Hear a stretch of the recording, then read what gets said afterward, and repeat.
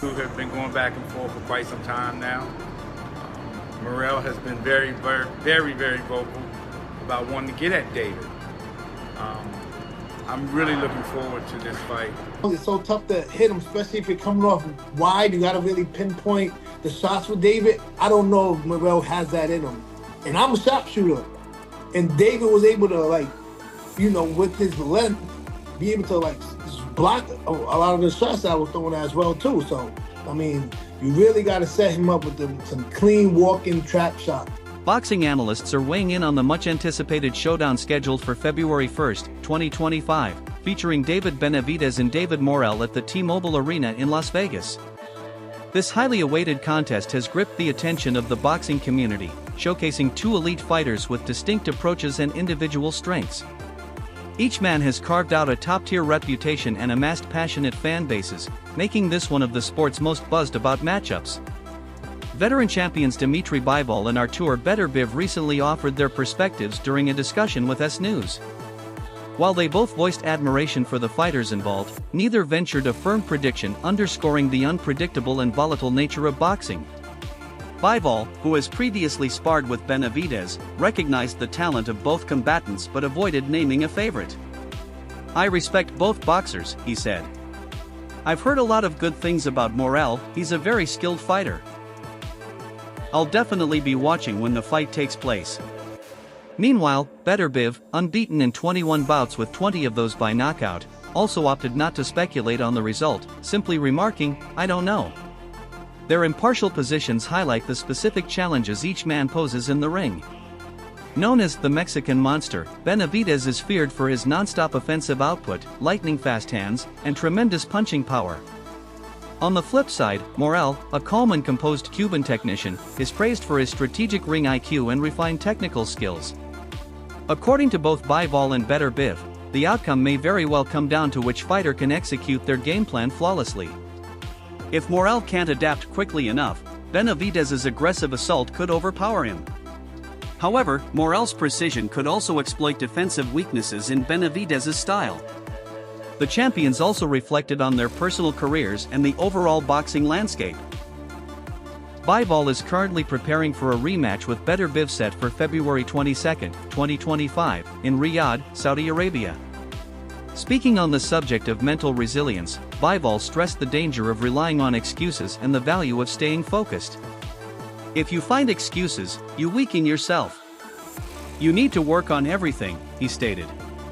He also hinted at future possibilities, including a second fight with Canelo Alvarez and a potential dream clash against Alexander Usyk in the heavyweight division. Additionally, Bivol lauded Terence Crawford, naming him one of his favorite fighters and pointing out that Crawford's ring intelligence could give him the upper hand even against a formidable force like Canelo. As the Benavidez vs. Morrell bout draws near, one question continues to dominate the conversation: will Morrell's technical finesse be enough to nullify Benavidez's overwhelming aggression, or will the Mexican Monster overpower the rising Cuban star? Fight fans are counting down the days to a thrilling clash that could define the year in boxing. David Benavidez, you sparred him, you know he's great, you're great. Yeah. He's fighting David Morrell. Who wins that one? I didn't watch fights of David Morrell, but I heard about him a lot, that he's a very good fighter with Cuban boxers. It's interesting. When this fight will happen, I will watch. Okay, if you beat Arthur, and David wins, you and David. Is that option? It's possible. We are the same weight class, of course, but I don't want to think about anybody else. True. Benavidez or Bivol, who wins? Benavidez and Morrell. The other day you were in England with Roy Jones. You was praying with him. How was that? That was a very beautiful moment to see him just shooting up.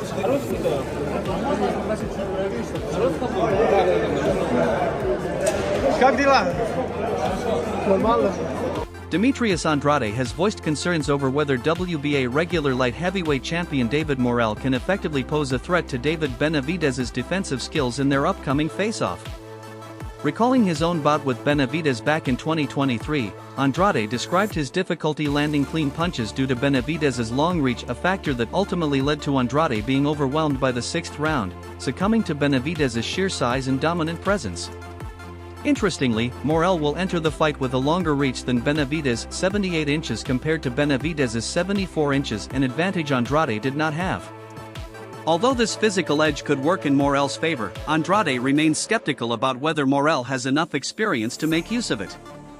Morrell is talented, but he's a little wild when throwing punches, Andrade observed. That kind of sharpness comes with more time in the ring, and I'm not sure if he's prepared for someone like Benavidez.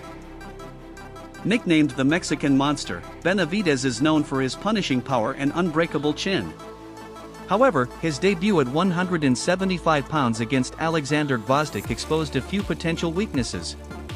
Even though Benavidez emerged victorious via unanimous decision, his punches seemed less impactful at the higher weight, and Gvozdyk was able to outmaneuver him at times. Still, Benavidez projects confidence, with his team making it clear they intend to establish dominance at light heavyweight just as they did at super middleweight. David's father and trainer, Jose Benavidez Sr., explained that their choice to face Morrell was rooted in the desire to prove themselves against the top-tier talent of the division. "We want to give the fans the kind of fights they deserve," he said. "We're not dodging anybody. This is a challenging fight, but we're aiming to make history." Morrell, like Benavidez, also recently moved up to 175 pounds.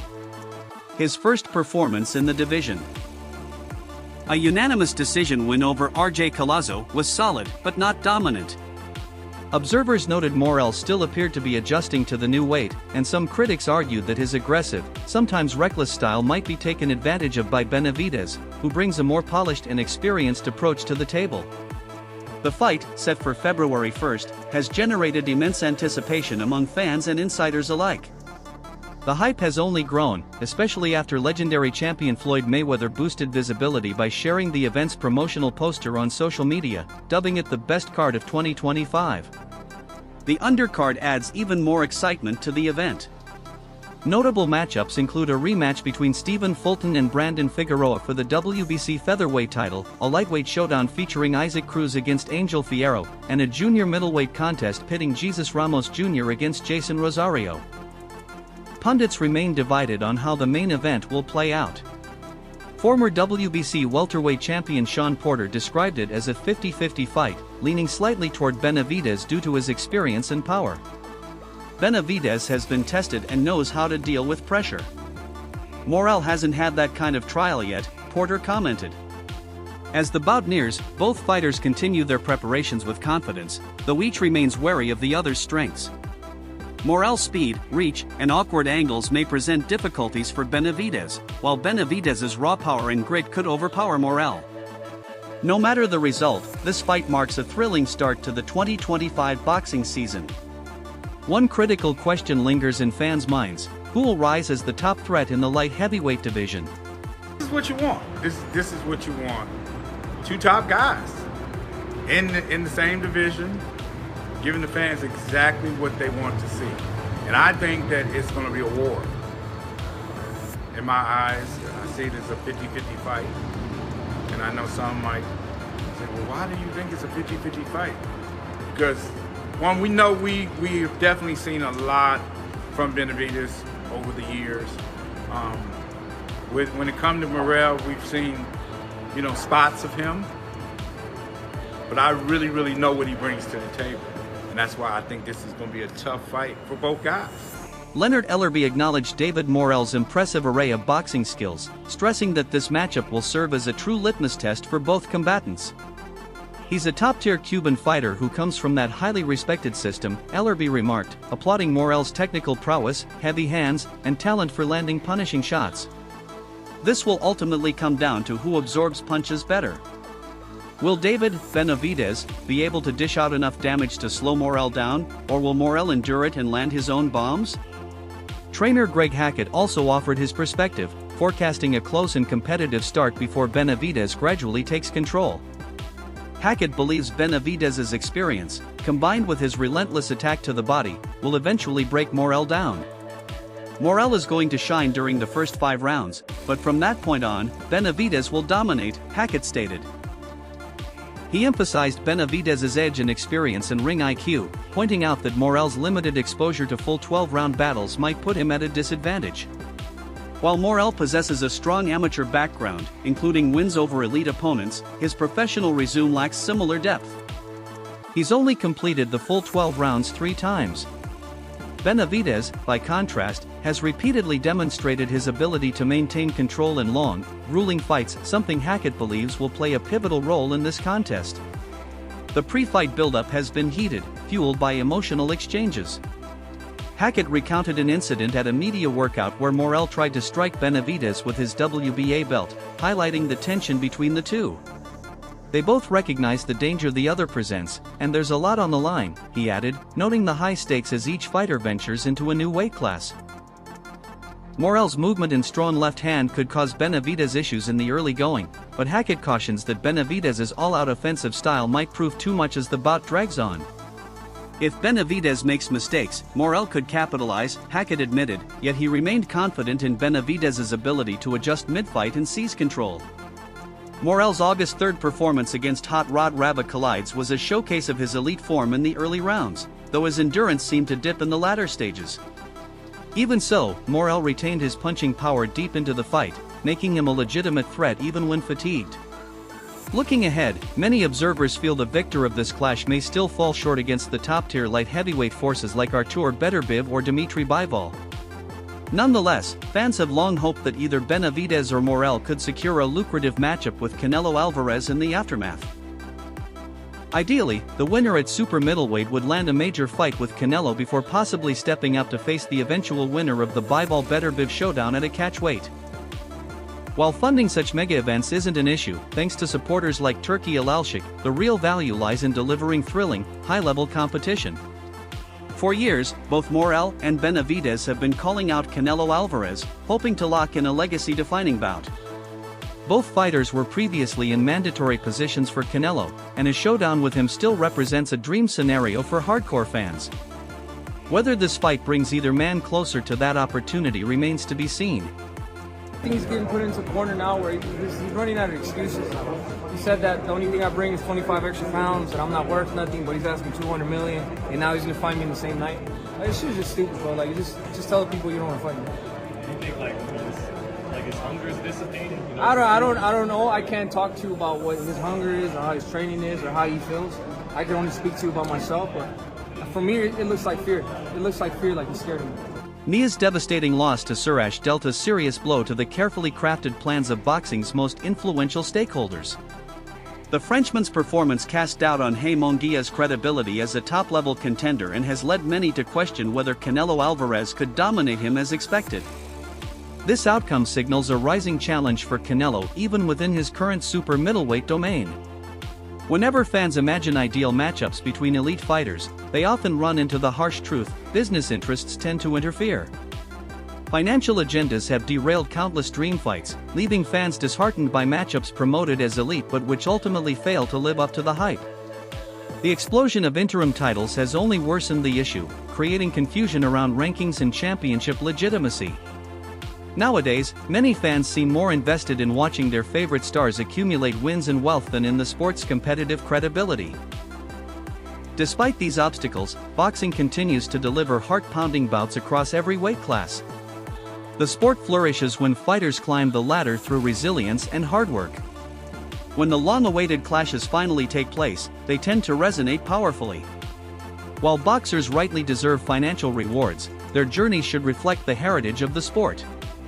It's not just about championship belts, it's about honoring the sweat and sacrifice of those who paved the way. Boxing has always been driven by money, but preserving its core values remains crucial. Without that foundation, the sport risks becoming just another commercialized enterprise where money overrides merit. As Morrell and Benavidez prepare to meet in the ring at a weight that naturally suits their physical evolution, it's a strong reminder that boxing is at its peak when real competition, not financial calculation, leads the narrative. Scared.